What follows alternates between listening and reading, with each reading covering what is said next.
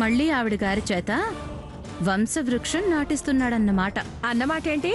మొక్కు తెచ్చింది నాటించడానికి కాకపోతే కూర వండుకోవడానికా? పైగా వంశవృక్షం.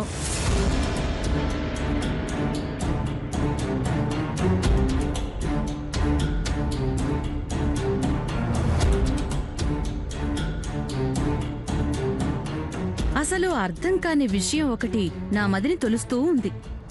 ఏంటది? ఆవిడ గారికి ఏం అర్హత ఉందని వంశవృక్షం నాటిస్తున్నారు? కాబోయే భార్య కదా.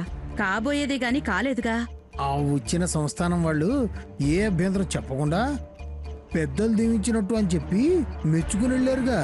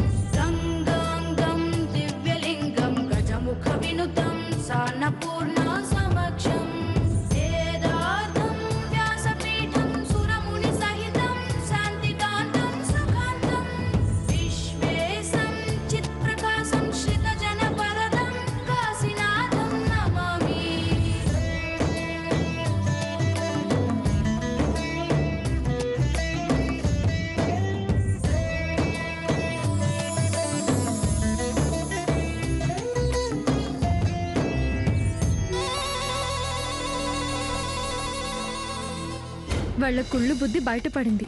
సంస్థానం వాళ్ళకి జరిగింది చెప్తే ఏం పర్వాలేదు అన్నప్పుడు చాలా ధైర్యం వచ్చింది. కానీ ఏం కీడు జరుగుతుందో అంటారేమోనని చాలా భయమేసిందండి. మనసు మంచిదైనప్పుడు మనకే కీడు జరగద్దరని ఈ మొక్కనన్నా జాగ్రత్తగా పెంచాలి మనం. అంటే మొక్కకు కూడా సెక్యూరిటీ గార్డుని పెట్టాలా? ఇంట్లో పరిస్థితి అలాగే ఉందిగా. సెక్యూరిటీ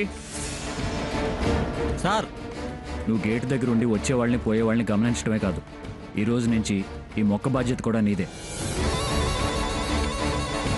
ఈ మొక్క దగ్గరికి ధరణిని తప్ప ఇంకెవరిని రానివ్వకు. అలాగే సార్. రాధా పద.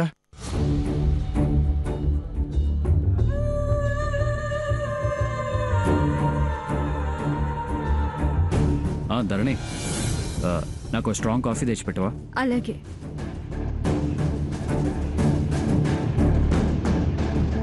మొక్క నాటి ఏదో ఘనకార్యం చేసినట్టు స్ట్రాంగ్ కాఫీ నీ చేతో తెచ్చివ్వమంటున్నాడు.